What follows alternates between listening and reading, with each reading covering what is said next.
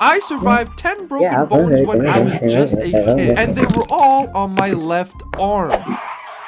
You are probably wondering what crazy accidents I got into as a kid, and also what my left arm looks like in real life. But even though I experienced excruciating pain breaking all of these bones, I'd still say every single one was worth it, because I have tons of stupid, painful, and funny stories of how I broke each one of them. But this first story wasn't so fun for me. I was only 2 years old, and me and my big brother were playing on the arm of this giant sofa. Even though I was so young, I still remember sitting on the arm of the chair, pretending that I was a cowboy riding his horse. Baby me was so lost in his imagination that I forgot for a second that I was hanging off the edge of a chair. But reality soon kicked back in. All I remember was falling in what felt like slow motion off of these gigantic sofas, and my whole body landing on my elbow. Now, this is the part where I'm super grateful for my mother, because she was the only responsible adult in the room who saw my elbow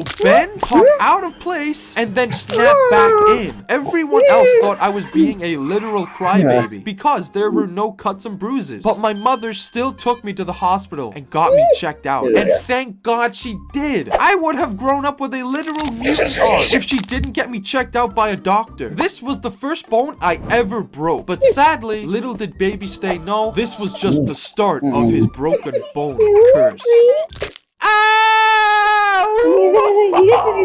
This next story is one that I still get laughed at to this day because of how embarrassing and cringe it was. It's now Christmas time, and my teacher surprised the whole class with tickets to the local ice skating rink. I was so excited, so I ran home and begged my mom to let me go. The reason I had to beg was because my mother kept telling me that she has a bad feeling about this. After hours of begging, my mom finally said I can go, but on one condition: I have to be careful and no more breaking bones. I swear that my mom can see the future sometimes, because as I got to the ice rink, one of the workers had to show us how to use these Penguin Friend stabilizer helpers so that we can stay safe.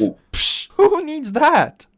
The worker said, everyone, always hold your penguin friend and stay on the edge of the ice rink for health and safety. And to be fair, I did listen to him for 2 minutes, but then I got an idea. Just a reminder, I had never gone ice skating before, and I thought it was a great idea to let go of my penguin friend and skate into the center of the ice rink. I broke the only 2 rules there were, but I had a pretty good reason why. I wanted to show off in front of my friends, but most importantly to impress my crush. But all I managed to do was the complete opposite. I shouted, "Hey everyone, look at me!" and began shaking my hips, which caused me to lose balance on the ice. This is a legit 100% accurate recreation of what it looked like from my perspective.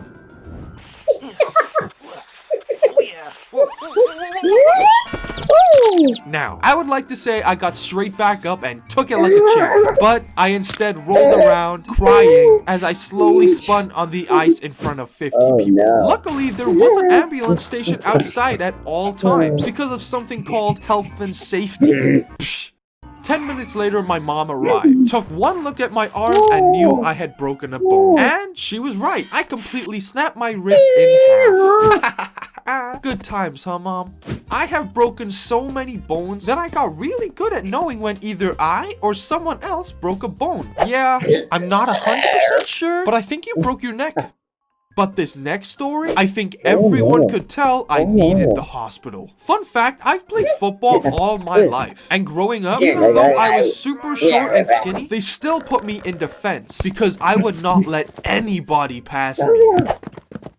Yeah! But this one day, I had met my match. This kid, twice my size, gets the ball and starts running at me. So I lock my eyes in and run straight towards him. He clearly thought because I was so small and skinny that he could push past me easily, because neither of us were slowing down. Then, BAM! Our bodies and heads clashed together. As my eyes were still adjusting, I looked up to ask if he was okay. But to my surprise, he was already stood up and I'm not exaggerating when I say this, he lifted his leg as high as he could and stomped on my hand. For those that don't know, football boots have metal studs on the bottom of them. I just remember hearing snaps coming from my hand. I was both shocked with the amount of pain I was in and the fact that this psycho kid did this on purpose. I remember as I ran off the pitch, this psychopathic kid was laughing at me. As I'm sure you can guess, 2 fingers and one of my knuckles were broken and snapped. My hand was so swollen, it had doubled in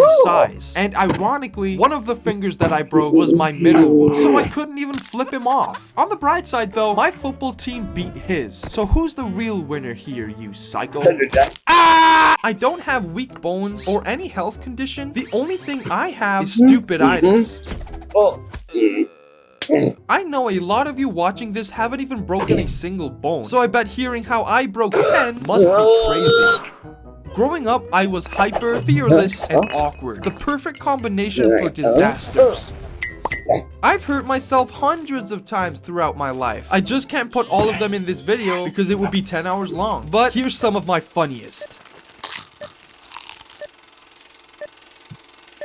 I've gotten my fingers caught in 4 doors. 1 car door, and 3 wooden ones. But luckily, 0 broken bones from these. This one time, I sprained my wrist and my ankle. And even though I was bandaged up for a month, not a single person from my family remember how I did it. They remember seeing me hurt and bandaged, but I guess I got into so many accidents growing up that they literally lost count. This last stupid injury could have actually been one of my worst. Baby day takes a tumble.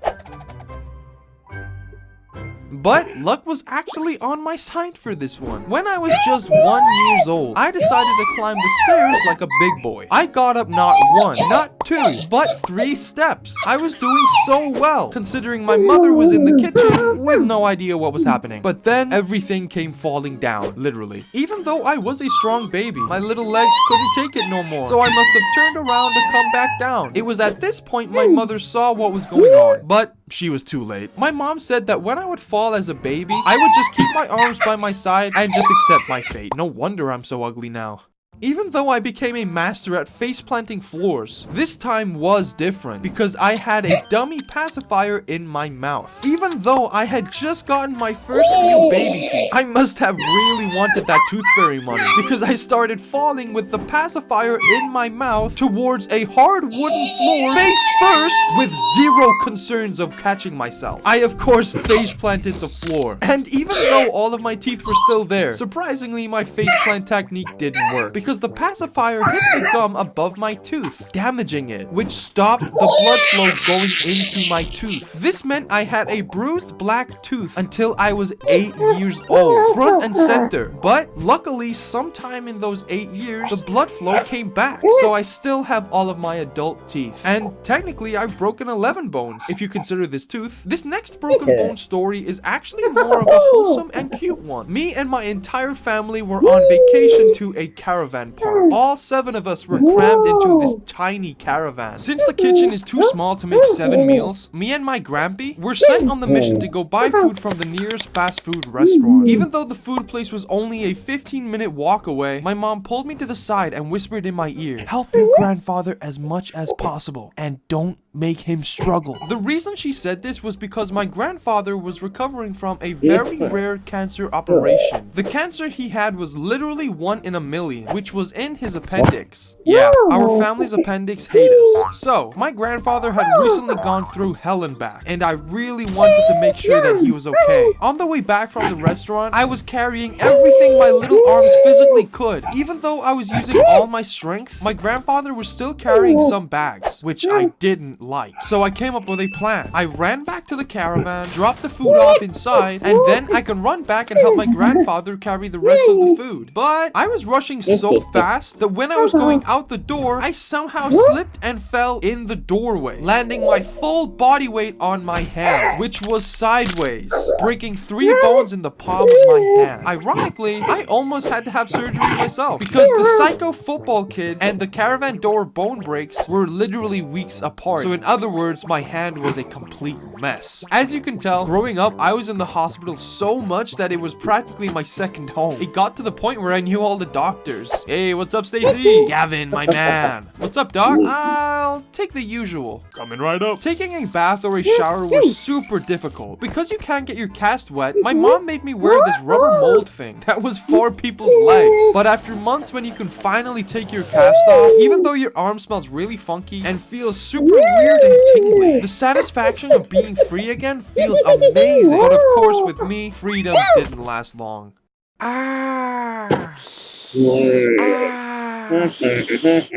All of these injuries so far are the reason my arm looks like this in real life. My whole arm clicks and snaps every time I move it.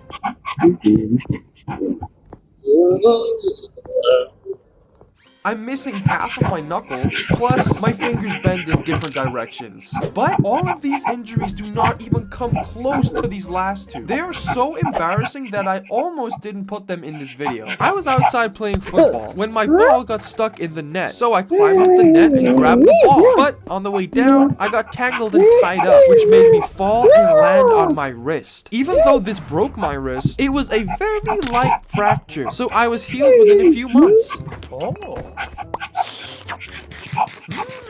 The day my cast came off, I was super excited because I get to go and play football again. So the second I got home, I ran straight outside to play football. And I'm so embarrassed to say that baby Stay did not learn from his mistakes. I got the ball stuck in the football net again. And instead of telling my parents to get it for me, I decided to climb back up the net. And shockingly, the same exact thing happened. I fell again. Only this time, I completely snapped my wrist in the exact same place, but much worse.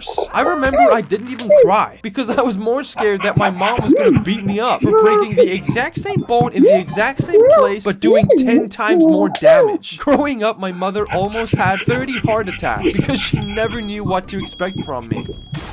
But if you ask me, she was just being dramatic. Stay! Why is the house on fire? It was an accident, Mom, I swear! Subscribe.